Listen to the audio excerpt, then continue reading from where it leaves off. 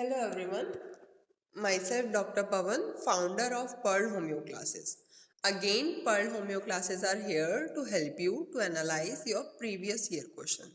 So, this is our fifth video from UPPSC 2024 Part 1 exam series. ठीक है, in previous classes we have discussed question number 30 to 50, so you can watch those classes.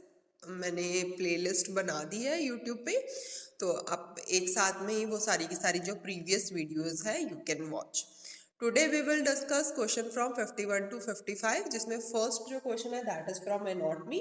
Question क्या हुआ है? Peripheral heart. तो peripheral heart हमने कौन सी muscle को बोलते हैं? सोलियस मसल को बोलते हैं. क्यों? क्योंकि जो है इसके कॉन्ट्रैक्शन से जो ब्लड है वो एंटी ग्रेविटी मूव होता है, ब्लड ऊपर की तरफ मूव होकर हार्ट वाली साइड में आता है, तो इसीलिए इसको क्या बोलते हैं?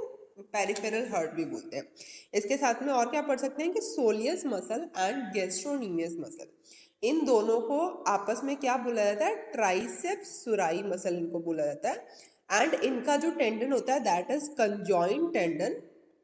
इनका जो टेंडन बनेगा वो कंजॉइंट टेंडन बनता है, जिसको अपने क्या बोलते हैं? एक्किलिस टेंडन. ठीक है, एक्किलिस टेंडन अपने को पता है कहाँ पे इंसर्शन होता है? मेन हील बोन पे इसका इंसर्शन होता है. और एक्किलिस टेंडन जो है वो स्टेबिलिटी देता है.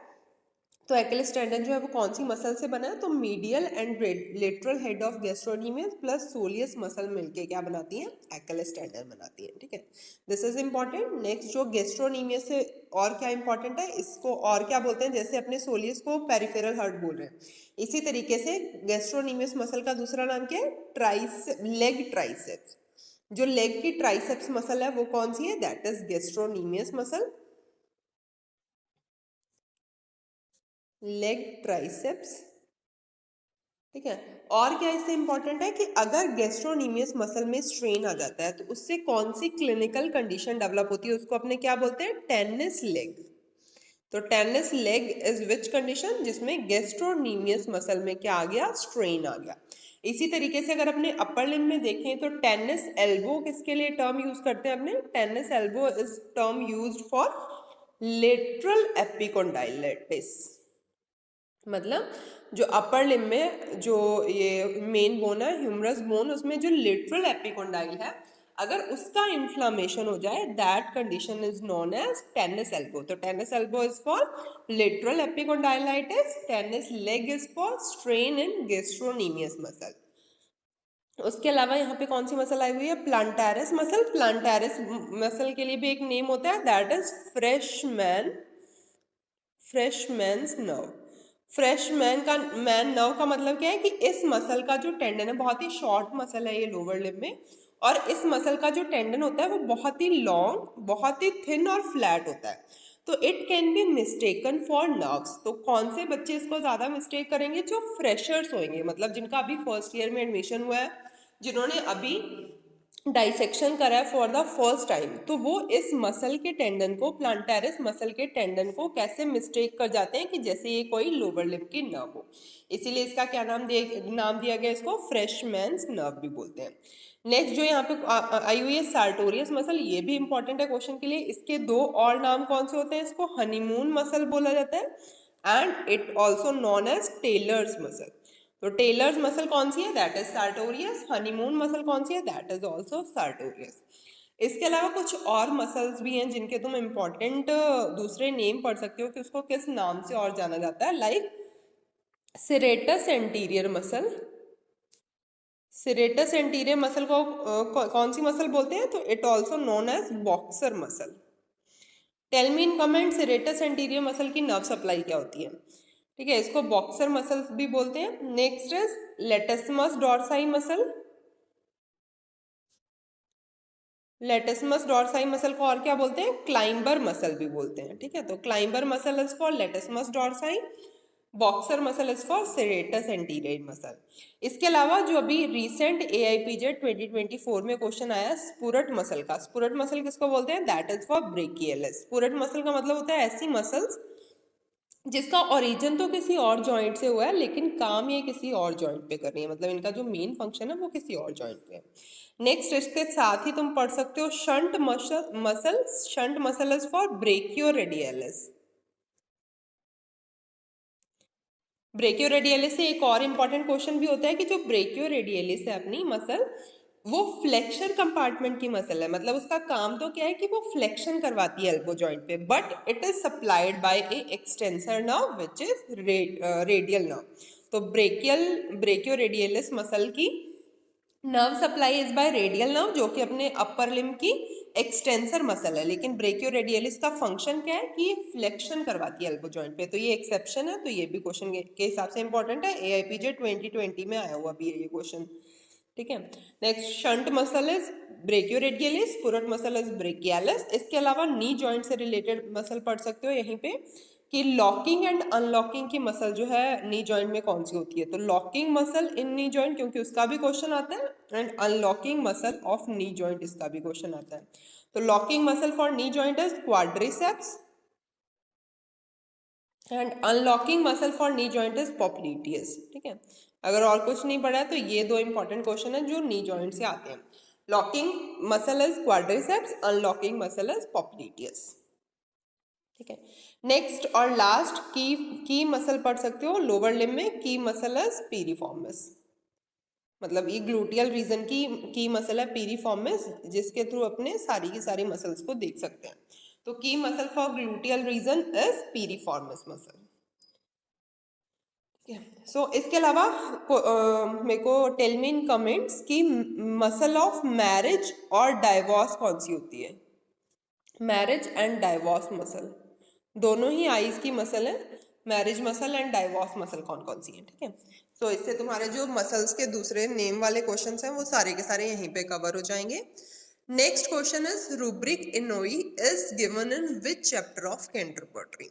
तो सबसे पहले इसी तरीके से जैसे मैंने तुम्हें नोमा का बताया था, टेल मी इन कमेंट्स की what is noma is presented in which chapter of BBCR repertory. Comments में बताना, ये मैं प्रीवियस क्लास में बता भी चुकी हूँ कि BBCR के कौन से चैप्टर में है। ठीक है, तो अगर इसका मतलब तुम्हें याद है तुम इजीली इसको याद रख सकते हो। इसी तरीके से इनुई जो वर्ड है इसका मतलब क्या होता है, डिससेटिस्फेक्शन या फिर लिस्टलेस, मतलब ऐसा पर्सन जो बहुत ज़्यादा टायर्ड भी हो गया है मेंटली और बहुत ज़्यादा उसको किसी भी काम करने में इंटरेस्ट भी नहीं रहा है।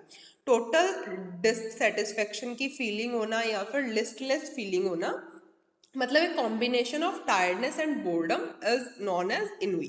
तो अपने को पता है ये क्या है, मेंटल एक फीलिंग है जिसमें कि पर्सन बहुत ज्यादा टायर्ड फील कर रहा है, जिसमें उसको कुछ भी करने का मन नहीं हो रहा है, बहुत ज्यादा डिससेटिस्फाई है हर चीज से। मेंटल फीलिंग है तो किस चैप्टर में आएगा, माइंड चैप्टर में आएगा।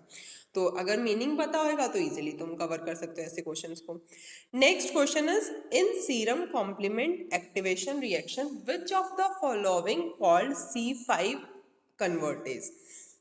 तो ये जो है बेसिकली वैसे कॉम्प्लीमेंट सिस्टम से क्वेश्चन है ना। कॉम्प्लीमेंट सिस्टम को मैं तुम्हें एक यहाँ पे मतलब ऐसा 1-2 मिनट में नहीं बता पाऊंगी, इसकी मैं अलग से भी वीडियो अपलोड कर दूंगी, पर फिर भी यहाँ पे जानकारी के लिए C5 convertase and C3 convertase को अपने पढ़ सकते हैं। दो कन्वर्टेज एंजाइम है कॉम्प्लीमेंट सिस्टम में मेन, जिसमें क्या होता है कि कन्वर्टेज मतलब ये एक चीज से किसी दूसरी चीज में कन्वर्ट कर सकते हैं कॉम्प्लीमेंट्स को। तो जो सबसे पहले अगर अपने C3 कन्वर्टेज का पढ़ें, क्योंकि उसको पढ़ लोगे तो इसके लिए और इजी हो जाएगा। कॉम्प्लीमेंट सिस्टम में टोटल 3 पाथवे चलते हैं, one is classical pathway, second is lectin pathway and third is alternate pathway. तो हर जो कन्वर्टेज एंजाइम है, जैसे यहाँ पे C3 जो कॉम्प्लीमेंट होएगा उसको कन्वर्ट करने के लिए C3A एंड C3B में, इसके 2 फ्रेगमेंट्स में इसको तोड़ने के लिए अपने को यहाँ पे चाहिए C3 कन्वर्टेज एंजाइम। तो अभी ये कन्वर्टेज एंजाइम है, ये किस चीज से बनेगा, कैसे बनेगा, तो क्लासिकल एंड लेक्टीन पाथवे में जो ये C3 कन्वर्टेज एंजाइम है वो किससे बनता है, C4B C2A से बनता है।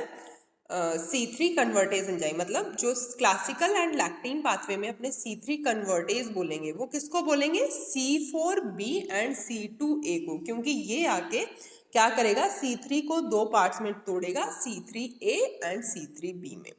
नेक्स्ट इसी तरीके से अल्टरनेटिव पाथवे में ये कन्वर्टेज एंजाइम का काम कौन करता है, तो C3B capital B small b, ये जो काम करता है अल्टरनेटिव पाथवे में C3 कॉम्प्लीमेंट को C3A एंड C3B में तोड़ने का।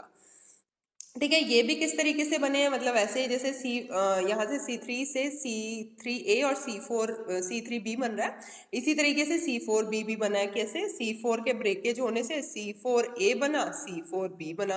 अब ये C4B है वो रोल किस में प्ले कर रहा है? C3 के कन्वर्ट करने में। तो ये बहुत ही मतलब वो अलग से सिस्टम है जो पढ़ने वाला है, लेकिन यहाँ पे याद रखने के लिए इतना याद रखना कि C3 कन्वर्टेज एंजाइम कौन कौन से होते हैं, तो that are C4B, C2A, C3B and BB। ये तो क्या है? C3 कन्वर्टेज एंजाइम है। अगर इनके साथ में तुम जो यहाँ से इन्होंने काम क्या करा कि इन्होंने C3 को C3A एंड C3B में बदल दिया। अब इसी C3B को अगर तुम इन दोनों में जोड़ दोगे तो वो क्या बन जाएगा तुम्हारा? C5 convertase. मतलब ये सब मिलके अब C4B, C2A, C3B मिलके या फिर C3B, BB, C3B जो है वो मिलके क्या करेंगे? रोल प्ले करेंगे C5 को C5A एंड C5B में बदलने का रोल प्ले करेंगे। तो इसके कन्वर्जन का काम करेंगे। ठीक है, तो इसको तुम सिंपली कैसे याद रख सकते हो कि C3 कन्वर्टेज जो आ रहे थे प्लस उसमें C3B अपने जोड़ देंगे तो that are C5 convertase enzyme. तो इसमें C3B जो है वो किस में आ रहा है? जो अपनों ने पढ़ा C4B, C2A एंड C3B किस में आ रहा है? फोर्थ ऑप्शन में। तो फोर्थ ऑप्शन यहाँ पे सही हो जाएगा। अगर यहाँ पे इसके अलावा C3B, BB या फिर C3B भी होता तो भी ये ऑप्शन क्या होता? सही होता। मतलब या तो ये दो जो कन्वर्टेज एंजाइम है वो C5 के लिए। ठीक है, और सिर्फ अगर इतना ही होता C4 इन सिंपल मैं तुम्हें बता देती हूँ कि C3 के लिए कन्वर्टेज जो तुम्हें याद रखने कौन कौन से? C4B, C2A and C3B, capital B, small b। और C5 के लिए जो तुम्हें याद रखने हैं, एक तो यही हो गया C4B, C2A, C3B, इसके अलावा C3B, BB और C3B। ठीक है, ये दो कन्वर्टेज एंजाइम है फॉर C3 एंड C5। इसका मैं अलग से कॉम्प्लीमेंट सिस्टम का वीडियो जो है वो यूट्यूब पे अपलोड कर दूंगी ये संडे तक, तो वो अलग से देख लेना ना। यहाँ पे सिर्फ याद रखने के लिए इस क्वेश्चन को सॉल्व करने के लिए कर। Next question is hesitation cuts are seen in case of. तो ये भी डायरेक्ट क्वेश्चन है। हेजिटेशन कट क्या होते हैं? जो ऐसे मतलब बहुत सारे मल्टीपल सुपरफिशियल कट्स लगा लेते हैं लोग ना ड्यूरिंग सुसाइड के। एक बार ऐसे बड़ा कट लगाने की हिम्मत नहीं हो रही है तो जो शैलो कट्स लगा रहे हैं लोग, सेल्फ इन्फ्लिक्टेड इंजरीज कर रहे हैं, सिर्फ ऊपर ऊपर से ही छोटे छोटे कट लगा रहे हैं, दैट आर हेजिटेशन कट। तो ये कौन सी कंडीशन में देखने को मिलेगा? कोई होमिसाइड किसी को मारना चाह रहा है तो ऐसा कट तो नहीं करेगा कि इतने में तो वो भाग ही जाए, वो तो एकदम से ही मार देते। तो ऐसा किस केस में होता है? सुसाइड में, कि हिम्मत नहीं हो रही है, वो शैलो मतलब सुपरफिशियल जो है कट्स वो लगा रहे हैं। तो ये तो कुछ ज़्यादा सोचने वाला ही नहीं था। सुसाइड के केस में FMD से क्वेश्चन है ये भी। Next is PCWP। तो ये POM से क्वेश्चन है कार्डियोवास्कुलर सिस्टम में। तो अपने को पता है पल्मोनरी कैपिलरी जो वेज प्रेशर है वो किसके लिए होता है? राइट एट्रियम के प्रेशर को नापने के लिए क्या होता है? PCWP होता है। इसी तरीके से राइट एट्रियम के प्रेशर को नापने के लिए क्या होता है? JVP होता है, जुगलर वीनस प्रेशर होता है ना। तो ये दोनों ही है, राइट एट्रियम के लिए जुगलर वीनस प्रेशर है एंड लेफ्ट एट्रियम के लिए PCWP है। जुगलर वीनस प्रेशर से एक और चीज याद रख सकते हो कि इसको अपने कौन सी वेन में नापते हैं इसको? तो it is right internal jugular vein में इसको नापा जाता है, क्योंकि राइट इंटरनल जुगलर वेन जो होती है वो डायरेक्ट लाइन में होती है राइट एट्रियम के, इसीलिए जितना राइट इंटरनल जुगलर वेन में प्रेशर होएगा उतना ही राइट एट्रियम में भी प्रेशर होता है। तो राइट एट्रियम प्रेशर के लिए JVP, लेफ्ट एट्रियम प्रेशर के लिए PCWP। So that's all for today. Hope this will help you in your homeopathic competitive exam preparation. If any query, you can let me know in comments. Thank you so much. Keep supporting, guys.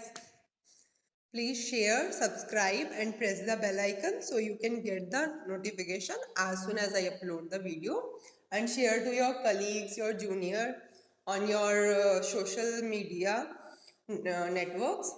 It will help me. Thank you so much.